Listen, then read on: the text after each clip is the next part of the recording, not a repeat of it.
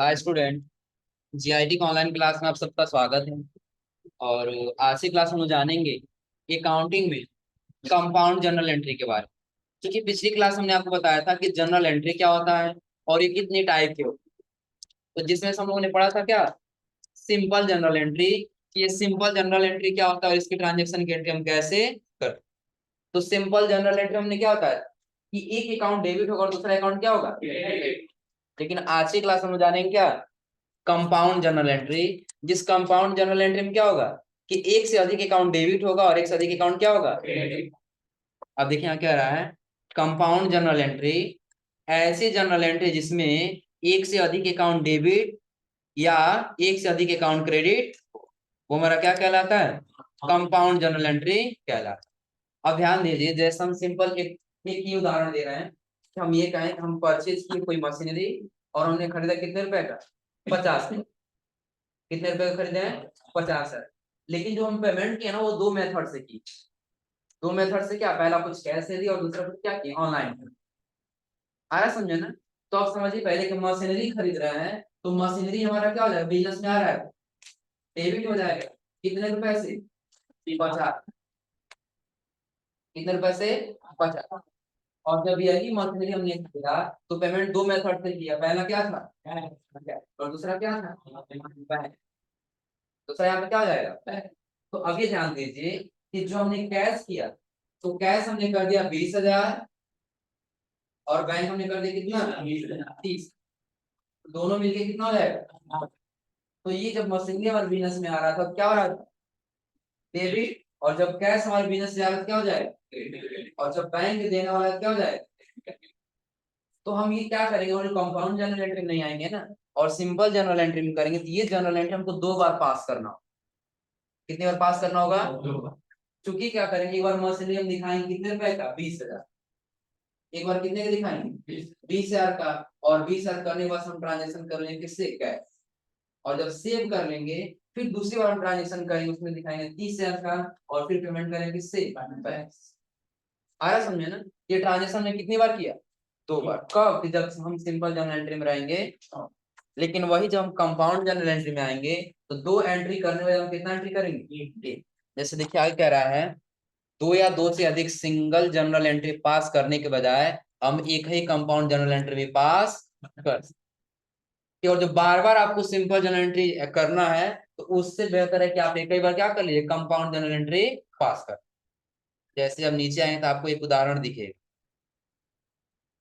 दे रहा है यहाँ पे, is on 30 April 2020 made payment of RS 50 watts. किसके प्रति आप पेमेंट कर रहे हैं, तो पहले कह रहा है telephone bill of RS 20, stationery expense of RS 20 and travelling expense of RS 10।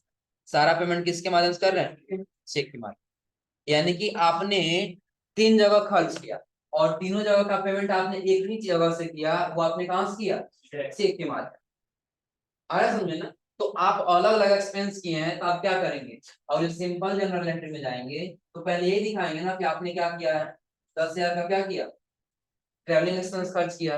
10,000 का बैंक के माध्यम से पेमेंट दिखा देंगे। फिर करेंगे क्या, स्टेशनरी एक्सपेंस दिखाएंगे 20,000 का।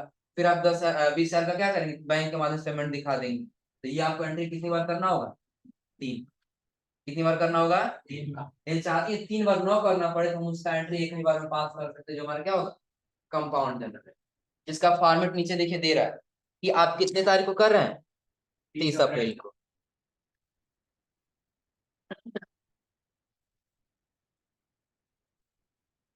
अब देखिए उसमें आपने क्या किया, टेलीफोन बिल दे दिया कितने रुपए का, 20,000।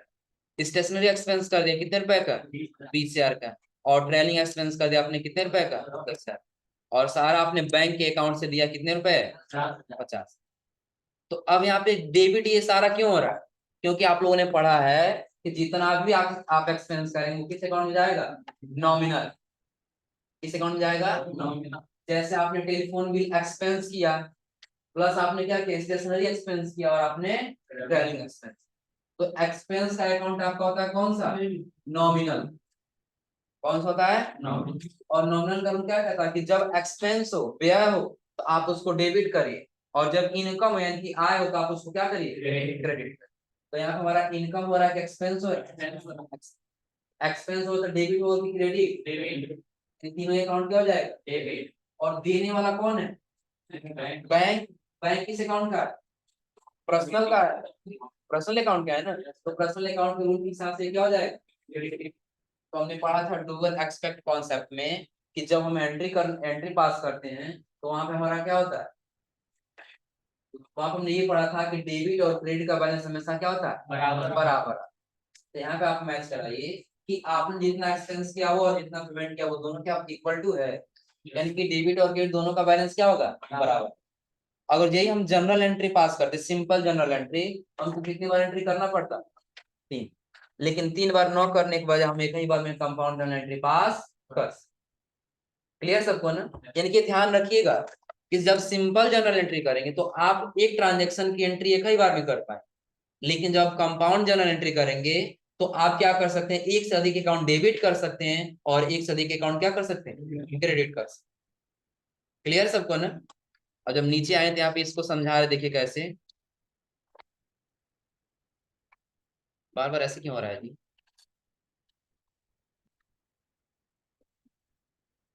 अब आप कह रहा है in the above entry we have debited 3 account, कि जो हम ट्रांजेक्शन देख रहे हैं इसमें डेबिट कितना अकाउंट होगा? 3 अकाउंट। कह रहा है कौन कौन सा?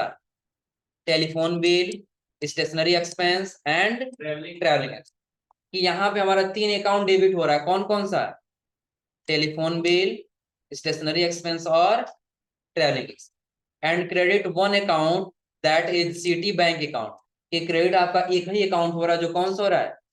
City bank account. अब यहाँ पे कह रहा है एक compound entry can be record in any one of following man.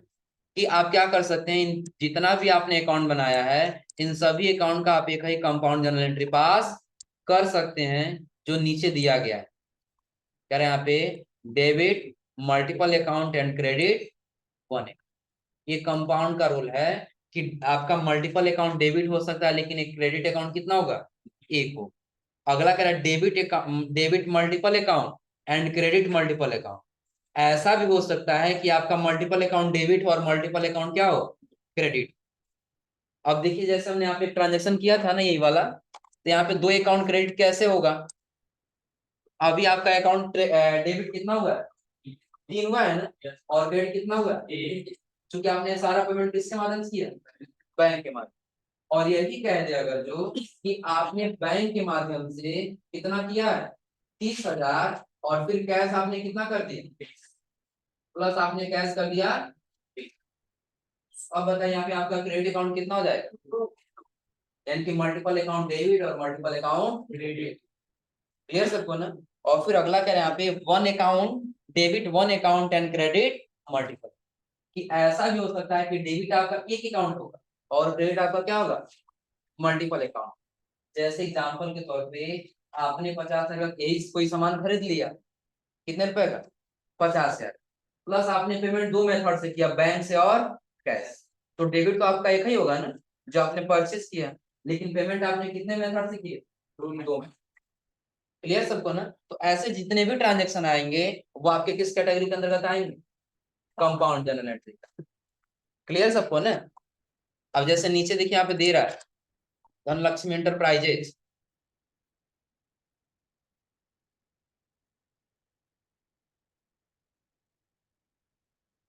अब ये क्या कह रहा है? तो पहले कह रहा है 2 अप्रैल 2020। पता नहीं क्यों ऐसा हो रहा है। अब अगला हमारा क्या कह रहा है यहाँ पे? धनलक्ष्मी एंटरप्राइज।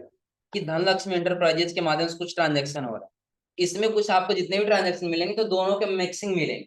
आपका सिंपल जर्नल एंट्री भी आएगा और कंपाउंड जर्नल एंट्री। जैसे पहला देखिए इसमें क्या कह रहा है? Owner invested the amount in a business of Rs छह। वाइड कितने किससे? State Bank of India. जो चेक नंबर दिया गया है किस बैंक का चेक है वो? ICCI bank. यानी कि आईसीसीआई बैंक का चेक है वो किसके माध्यम से होगा? State Bank of India. अब यहाँ पे कह रहा है कि जो ऑनर है ना वो पैसा इन्वेस्ट करा, तो पहला आपका बनेगा अकाउंट किसका है? कैपिटल की, आपको पता होगा ना। और दूसरा किसका बन जाएगा? बैंक। दूसरा बन जाए SBI बैंक का, ये स्टेट बैंक ऑफ इंडिया। हमने यहाँ पे सिंपली ले लिया किसका, बैंक।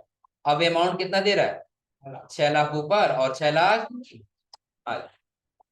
क्लियर सबको ना। ये तो हमारा क्या हो गया, सिंपल हो गया ना। लेकिन जब इसके नीचे जाएंगे तो इसके नीचे वाला देखिए क्या कह रहा है, कह रहे हैं आप purchase machinery from Sam machine, कि आप मशीनरी खरीद रहे हैं कहाँ से, सैम मशीन से। टूल्स अमाउंट जो कितने रुपए का है, 1 लाख का। और कह रहा बाय पेइंग चेक, पेमेंट किसके माध्यम से कर रहे हैं, चेक के माध्यम से। तो चूंकि आपने खरीदा क्या है, मशीनरी, मशीनरी आपका क्या हो जाएगा, डेबिट हो जाएगा। और आप पेमेंट किसके माध्यम से कर रहे हैं, चेक, यानी कि किसका बनेगा, बैंक का। तो बैंक का आपका क्या हो जाएगा, क्रेडिट। तो ये कौन सा एंट्री है, सिंपल जनरल एंट्री। लेकिन अब नीचे आएंगे तो तीसरा वाला हमारा दिया है ये कंपाउंड जनरल एंट्री। कैसे समझ लीजिए एक बार, कह रहा purchase furniture from KGN furniture, कि आप फर्नीचर खरीद रहे हैं कहाँ से, केपीएन फर्नीचर से। और कह रहा पर RS कितने रुपए का, 90,000। कह रहा बाई पेइंग, क्या पेमेंट किसके माध्यम से कर रहे हैं, चेक के माध्यम से। और दूसरा कह रहा है गुड्स परचेज फ्रॉम, किससे, आप चेक के ही माध्यम से गुड्स खरीद रहे हैं कहाँ से, लक्ष्मी ट्रेडर्स। कह रहा है अमाउंटेड ऑफ RS 50,000, कि यहाँ पे आपने सामान खरीदा दो, कौन कौन सा। तो पहला तो आपने खरीदा फर्नीचर, पहला आपने क्या खरीद लिया, दूसरा आपने क्या खरीदा, दूसरा कह रहा गुड। किसी गुड्स का नाम ये था, हम किसका अकाउंट लेंगे, परचेज, किसके अकाउंट में लेंगे, और पेमेंट सारा किसके माध्यम से हो रहा है, ICICI। क्लियर सबको ना। हम पहले पहचानेंगे कौन हमारा किस अकाउंट का है। आप लोग बताइए, तो जो हमारा फर्नीचर हो रहा है ये किस अकाउंट का है, रियल। परचेज नॉमिनल, परचेज किस अकाउंट का हो रहा है, और ये ICICI बैंक, इसमें तीनों अकाउंट आ गया। अब देखिए पहला फर्नीचर कह रहा है, फर्नीचर किस अकाउंट का है, रियल। तो जब कोई धन या वर्ष बिजनेस में आता है तो उसको क्या करते हैं, तो फर्नीचर के अकाउंट हमारा क्या हो जाएगा। अगला कह रहा है नॉमिनल, नॉमिनल हम क्या कर रहे हैं, और जब परचेज करें तो इनकम होगा एक्सपेंस होगा, जब एक्सपेंस हो तो डेबिट होगा कि क्रेडिट, डेबिट। हम यहाँ लिख लेंगे क्या, और कह रहा है कि सारा पेमेंट आप कर रहे हैं किससे, ICICI बैंक। तो बैंक पाने वाला है कि देने वाला, देने वाला होगा ना। तो देने वाला हो क्या हो जाएगा। तो अब देखिए आपने एक्सपेंस में कितना किया फर्नीचर में, 90,000, कितना कर लिए, 90। प्लस आपने परचेज किया गुड्स कितने रुपए का, 50। तो डेबिट और डेबिट का अमाउंट मिलेगा तभी तो क्रेडिट का अमाउंट आएगा ना। तो डेबिट और डेबिट जोड़िए कितना हो रहा है, 1,40,000। कितना हो जाएगा, 1,40,000। यानी कि हमारा क्या आ गया टोटल, क्रेडिट हो जाएगा ना। अब ध्यान रखिए कई जगह आपका क्या करेगा, टोटल अमाउंट दे देगा, तो कई जगह आपका टोटल अमाउंट नहीं। जैसे इस ट्रांजेक्शन हमारा टोटल अमाउंट नहीं दिया, क्योंकि कह रहा आपने 90,000 एक जगह खरीदा और 50,000 एक जगह। जब दोनों को जोड़े तो हमारा टोटल अमाउंट कैसे निकल जाएगा, कितना हो रहा है, 1,40,000। क्लियर सबको ना।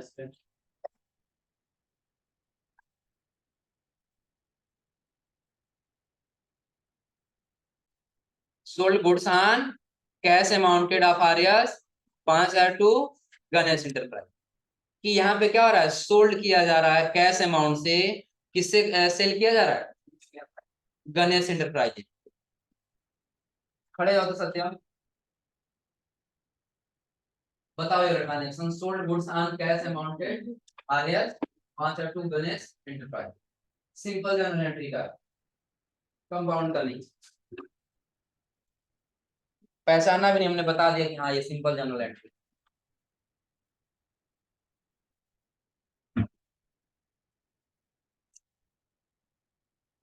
बताओ,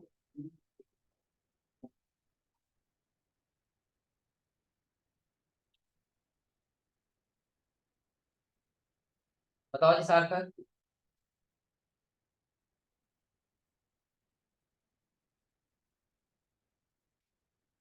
पहले क्या बनेगा, पहला किसका बनेगा, सेल। हाँ उसके बाद दूसरा गणेश का, कौन डेबिट होगा कौन क्रेडिट होगा, क्रेडिट होगा, सेल्स क्या होगा, क्रेडिट, और गणेश क्या होगा, डेबिट, डेबिट, सेल्स हो जाएगा क्रेडिट ना, और ये क्या हो जाएगा, सही है। बताओ खाली सेल्स का बनेगा और कैश का क्यों बनेगा,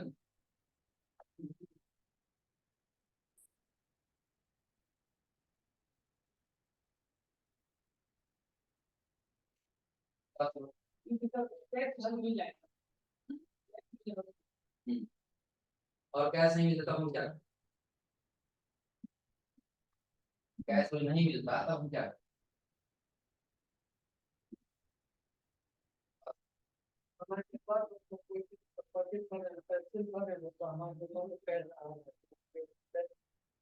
और कैश नहीं दिया होता तब हम क्या करें, इसके नाम और आज पहला सेल के बाद हम जब बेसिक कर पाएंगे, गणित का क्यों बनेगा, ये सब क्यों बनेगा, दूसरा को परचेज करना,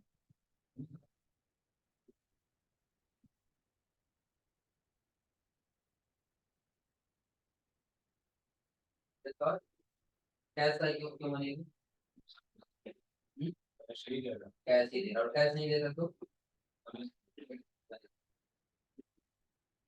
बताओ जी, अरे तुम बताओ,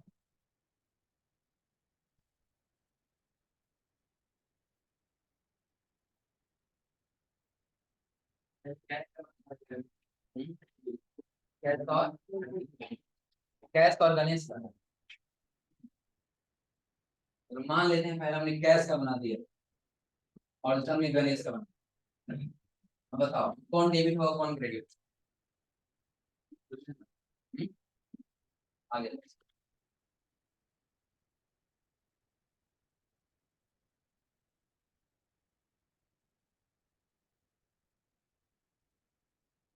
बताओ, सेल्स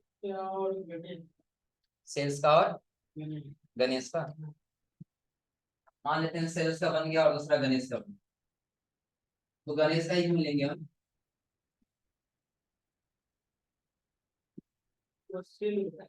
सेल हो रहा है, 5,000 ट्रांजेक्शन पड़ी पूरा, sold goods on cash amounted, goods sale हो रहा है किससे, कैश अमाउंट, आप टू किससे, गणेश पर, बताओ जी, आंकड़े कैश का बनेगा ना, तुम बताओ खाली, खाली जल्दी से बताओ, ये तो आज बता रहे हैं ना, अभी बता रहे समझ नहीं आ रहा है, तो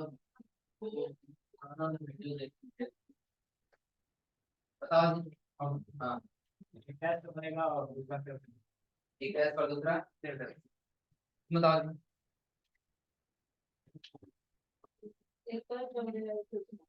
एक कैश का और दूसरा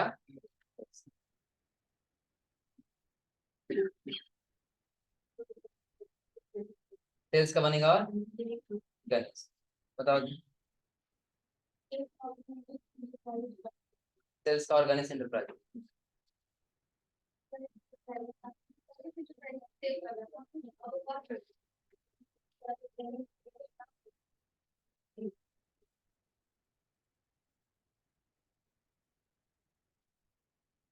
सेल्स का और गणेश, तुम बताओ जी, कैश का और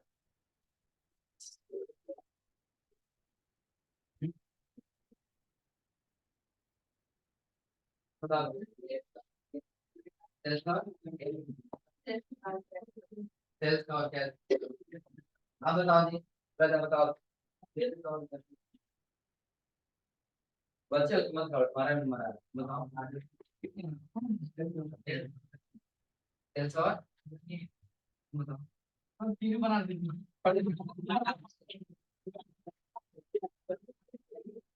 तीन बना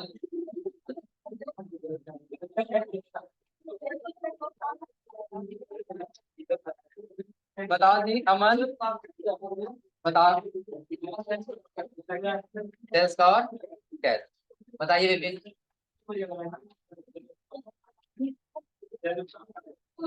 सेल्स और कैश वाले लोग बैठ जाइए, बाकी लोग खड़े रहिए।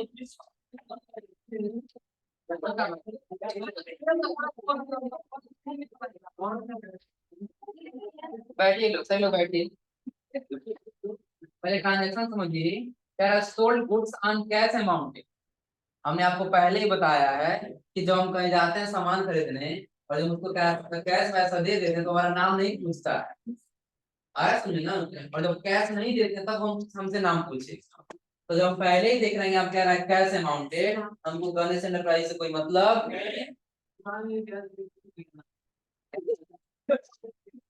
पूछ देंगे तो लिख देंगे, बस बात ही खत्म। लेकिन उसमें डेबिट और क्रेडिट नहीं आएगा। आया समझे ना। जब हम ट्रांजेक्शन करने जाते हैं दो नाम भरने के लिए देता है। एक नेम देता है और एक मेलिंग नेम देता है। तो नेम हम भर लेंगे कैश, लेकिन जब मेलिंग नेम पूछेगा कि हाँ आप फिर भी आप अपना नाम बता दीजिए तो वहां पे भर लेंगे गणेश एंटरप्राइज। लेकिन ट्रांजेक्शन जब समझ रहे हैं बस दो ही बनेगा। कौन कौन सा? पहला सेल्स का बनेगा और दूसरा किसका? और कैश नहीं दिया होता ना तो हम किससे खरीद रहे हैं? गणेश एंटरप्राइज। अब आया समझे ना। ये ध्यान रखिएगा तो लोग कंफ्यूज हो गए। हो जाएगा ना। हाँ। अब याद रहे, अगर यहाँ पे वही कह दे कि purchase goods on cash amounted of Rs 5,000 to Ganesh, कि अभी आप परचेज कर रहे हैं तो परचेज करें तो अकाउंट किसका बन जाएगा? परचेज का। और दूसरा किसका बनेगा? और ये यहाँ से कैश हटा दे, फिर क्या कर दे? Sold goods on 5,000 to Ganesh enterprise. हम ये कहेंगे नहीं, इसमें ना ही कैश का जिक्र होगा और ना ही बैंक का जिक्र हुआ है। हमारा ट्रांजेक्शन किसका किसका होगा? सेल्स का और गणेश। जब कैश दे दिया तो हमको गणेश का नाम लेने कोई मतलब नहीं। अब क्लियर सबको ना। अब कोई कंफ्यूजन इसमें? कर जाएंगे सब लोग ना।